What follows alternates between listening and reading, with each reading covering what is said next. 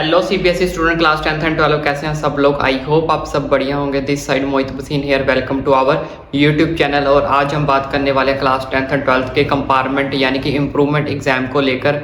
बाकी जैसे आपको पता ही होगा सीबीएसई ने जो कंपार्टमेंट है इम्प्रूवमेंट का एग्जाम का नाम बदल कर दिया है सप्लीमेंट्री एग्जाम, यानी कि हाँ अब जो इस बार होगा उसका नाम होगा सप्लीमेंट्री एग्जाम। यानी कि सप्लीमेंट्री एग्जाम की तैयारी हम कैसे कर सकते हैं उसके ऊपर मैं ये वीडियो बना रहा हूँ। और जो बच्चों को लगता है कि वो इम्प्रूवमेंट या सप्लीमेंट्री का एग्जाम देना चाहते हैं, मैं तो कंपार्टमेंट ही बोलूँगा, चलो जैसे कि मर्जी ले लो, कंपार्टमेंट बोलो इम्प्रूवमेंट बोलो, मतलब जो भी बच्चे उस एग्जाम की तैयारी करना चाहते हैं तो मैं उनको बताऊँगा आज कुछ बातें जो उनको एग्जाम की तैयारी करते टाइम अपने माइंड में ध्यान रखना है। कि मैं आपको ये बताऊँगा कि आपको एग्जाम की तैयारी एक्चुअल में करनी कैसे है। लेकिन उससे पहले हम बात कर लेते हैं थोड़े से पासिंग क्राइटेरिया को लेकर कि जो हमारा पासिंग क्राइटेरिया है वो क्या होने वाला है। जैसे कि हमारे बच्चों को पता है कि क्लास 10th के अंदर हमें पासिंग मार्क्स हमारे कितने होते हैं 33। हमें पासिंग मार्क्स कितने चाहिए क्लास 10th के अंदर 33 चाहिए, जिसमें आपकी थ्योरी होती है प्लस प्रैक्टिकल होते हैं, दोनों को कंबाइन करके आपके 33 लगने चाहिए। लेकिन जिन बच्चों के प्रैक्टिकल के मार्क्स अगर आपके लग चुके हैं 20 लग चुके हैं प्लस,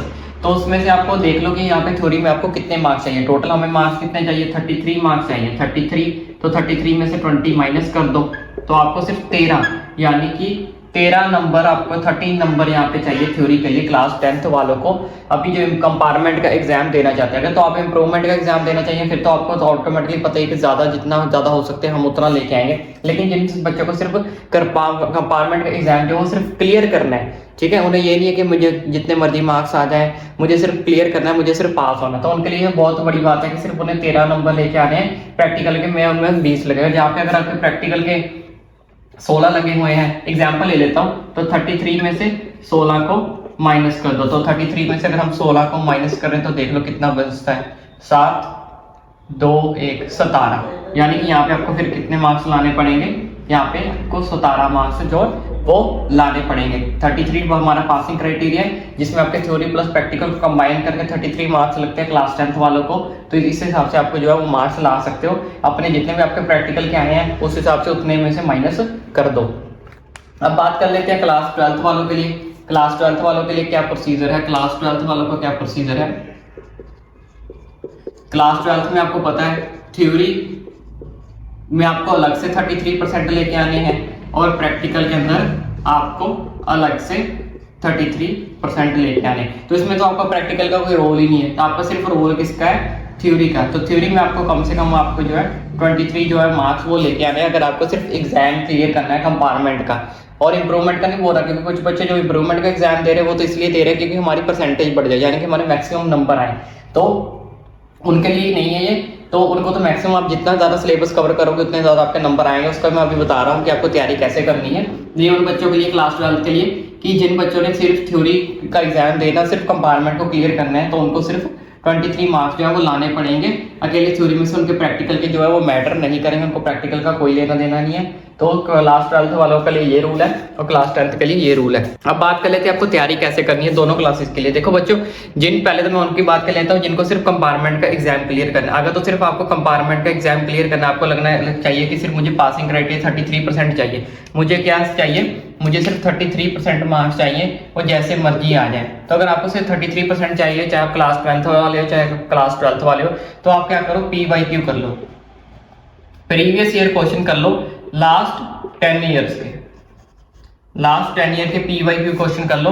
आप आराम से पेपर के अंदर क्या हो जाओगे, पास हो जाओगे। इसके अलावा आप कुछ भी नहीं करोगे ना तो कोई दिक्कत वाली बात नहीं। अगर आपके पास टाइम बचता है, अगर आपको लगता है कि नहीं मुझे और भी मेहनत करनी है, तो आप इसके अलावा कोई चीज कर सकते हो। अगर आपको लगता है कि नहीं मैं मेहनत ज्यादा नहीं कर सकता, मुझे मेहनत करने में दिक्कत होती है, कई होता है कि नहीं हम नहीं कर पाते, हम बहुत ज्यादा फ्रस्ट्रेट हो जाते हैं, तो आप क्या करो, PYQ कर लो। किसने, पिछले 10 सालों के आपके आराम से 33% जो है पास हो जाओगे, चाहे आप क्लास 12th के अंदर हो चाहे आप क्लास 10th के अंदर हो, दोनों में आपको 33 मार्क्स जो आपको आराम 33 से ज़्यादा ही आ जाएंगे, उसमें टेंशन लेने की जरूरत नहीं है। इसमें भी अगर आपके 23 सोच रहे हो तो आराम से आपके 30-32 बन जाएंगे। लेकिन PYQ करने के लिए 10 साल के, पिछले 10 साल के करने हैं, हो सके तो 12 साल के कर लो। लेकिन एक चीज का ध्यान रखना है कि जितने भी क्वेश्चन करने हैं वो सारे के सारे करने पड़ेंगे। अगर आप ये करोगे कि नहीं मैं ये क्वेश्चन छोड़ देता हूँ, ये टफ है, ये कर लेता हूँ, ये इंपॉर्टेंट नहीं लग रहा, ये नॉन इंपॉर्टेंट है, फिर नहीं आप पहुंच पाओगे। आपको ईच एंड एवरी क्वेश्चन पर करना पड़ेगा, चाहे वो इंपॉर्टेंट है, चाहे नॉन इंपॉर्टेंट है, चाहे वो लेंथी है, चाहे वो शॉर्ट में है।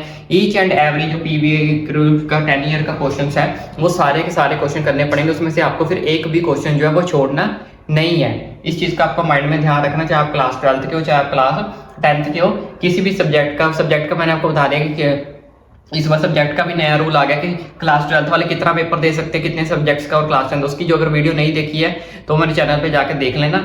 वो मैंने वीडियो जो है कल अपलोड की थी, तो उसमें मैंने बताया था कंपार्टमेंट एग्जाम के बारे में, जो न्यू रूल आया हुआ है, पासिंग रूल। और अब बात कर लेते हैं जिन्होंने बच्चों ने इंप्रूवमेंट का एग्जाम देना है क्लास 12, उनको इंप्रूवमेंट एग्जाम हम क्यों देते हैं? क्योंकि हमें लगता है कि हमारी परसेंटेज कम बन रही है, हमें परसेंटेज ज्यादा चाहिए, तो परसेंटेज ज्यादा करने के लिए हमें नंबर भी ज्यादा लाने पड़ेंगे। तो उन बच्चों को भी मैं 2 चीजों के लिए गाइड करूंगा। सबसे पहले उन्हें मैं ये एडवाइस दूंगा कि आप PYQ करो, क्योंकि PYQ इतने इंपॉर्टेंट है ना, इसमें से आपके 30-40% नंबर इसने ही कवर कर देने। जैसे कि मैंने अभी आपको बताया कि जो बच्चे सिर्फ कंपार्टमेंट भी क्लियर करना चाहते हैं वो भी यही कर ले, क्योंकि इसमें से बंदा आराम से पास हो सकता है। पासिंग यानी कि आप 33-34 मार्क्स तक आराम से पहुंच सकते हैं PYQ के अंदर, अगर आप ईच एंड एवरी क्वेश्चन करोगे तो। उसके बाद आपने क्या करना है, अपने जो सबसे इजी चैप्टर्स है, सबसे पहले इजी चैप्टर्स को कवर करो। इजी चैप्टर्स को कवर करने का मतलब क्या होता है, अगर आप NCERT के अंदर सबसे पहले इजी चैप्टर्स को कवर करते हो ना, तो उससे क्या होता है, चाहे 2 चैप्टर है, चाहे 4 चैप्टर है, चाहे 5 चैप्टर है, कम से कम 4-5 चैप्टर तो इजी होते ही होते हैं मिनिमम। अगर मैं एक एवरेज लगा के चलूँ तो 4-5 चैप्टर तो हर सब्जेक्ट के अंदर आपको ईजी मिलते ही मिलते हैं। तो उन 5 चैप्टर कर लोगे, साथ में PYQ कर लोगे, तो समझ लो अप्रोक्सीमेट आपका कितना कवर हो गया, 50-60% आपका जो है वो कवर हो जाएगा। और 50-60% कवर करने का मतलब क्या है कि आपको कॉन्फिडेंस बिल्ड होगा। आपका कॉन्फिडेंस बिल्ड होगा। हमारे पास 45 डेज का मिनिमम टाइम है। 45 डेज के अंदर आपको क्या करना है, पहले 15 दिन के अंदर या 20 दिन के अंदर PYQ कर लो, और प्रीवियस ईयर जैसे मैंने आपको बताया, और साथ में इजी 5 के 5 इजी जो चैप्टर्स है वो कर लो। 15-20 दिन में आपके वो हो जाएंगे, ठीक है। उसके बाद जो 25 या 30 दिन आपके बचते हैं, उसके अंदर जो आपके टफ सब्जेक्ट्स हैं उनको धीरे धीरे कंप्लीट करना शुरू करो। जैसे 3 दिन में कर लिया, 3 दिन में कर लिया, तो 3 दिन के हिसाब से भी आप करोगे तो आराम से आपका सिलेबस जो है कवर हो जाएगा। लेकिन उसको क्या करना है, तसल्ली से करना है, कॉन्फिडेंस से करना है, इससे आपका कॉन्फिडेंस ऑलरेडी बिल्ड हो जाएगा। लेकिन अगर आप पहले ही टफ करना शुरू कर दोगे और वो नहीं हो पाया, उसमें आपको प्रॉब्लम आई, क्रिएट हुई कि ये नहीं हो रहा, ऐसा नहीं हो रहा, तो आपका कॉन्फिडेंस बिल्कुल लूज हो जाएगा। फिर आप सोचोगे कि नहीं, मैंने इंप्रूवमेंट एग्जाम देना ही नहीं है, मेरे से नहीं हो पा रहा, गलती ना हो जाए इंप्रूवमेंट एग्जाम देके। तो ऐसा नहीं करना। अगर आपने मन बना लिया कि इंप्रूवमेंट एग्जाम देना है, तो सबसे पहले ईजी से शुरू करो। PYQ कर लो, PYQ से आपके मैक्सिमम क्वेश्चन कवर हो जाएंगे। फिर इजी चैप्टर्स करो, इजी के बाद टफ पे जाओ, क्योंकि जैसे जैसे आपका कॉन्फिडेंस बिल्ड होगा तो वैसे वैसे आपका सिलेबस ऑटोमेटिकली कवर होता जाएगा। लेकिन आप सीधा एकदम से टफ को हाथ मारोगे ऊपर से कि मैं पहले टफ कर लूँ, तो टफ को आपका टाइम भी ज्यादा लगेगा। अगर इनकेस नहीं हो पाया, फिर आपका कॉन्फिडेंस भी लूज हो जाएगा। तो कॉन्फिडेंस लूज हो गया तो फिर आप कुछ भी नहीं कर सकते। हमें कॉन्फिडेंस को बिल्ड करना है, ना कि कॉन्फिडेंस को लूज करना है। तो इस चीज को अपने माइंड में ध्यान रखें। इंप्रूवमेंट एग्जाम वाले बच्चे या जिनको मैक्सिमम मार्क्स लाने हैं, वो इस चीज की नीति को अपनाए, रणनीति को अपनाए। लेकिन जिन्हें सिर्फ पास होना है, उनके लिए मैं सिर्फ एक गाइड कर रहा हूँ कि अगर आप PYQ कर जाओ लास्ट 10 to 12 ईयर्स के, लेकिन बिना कोई क्वेश्चन छोड़े, वो आराम से क्या हो जाएंगे, पास हो जाएंगे। इसके अलावा अगर आपको कोई डाउट है तो मेरे को कमेंट करके आप पूछ सकते हो। लेकिन अब मेरी भी एक छोटी सी रिक्वेस्ट है, प्लीज चैनल को सब्सक्राइब करके जरूर जाएं।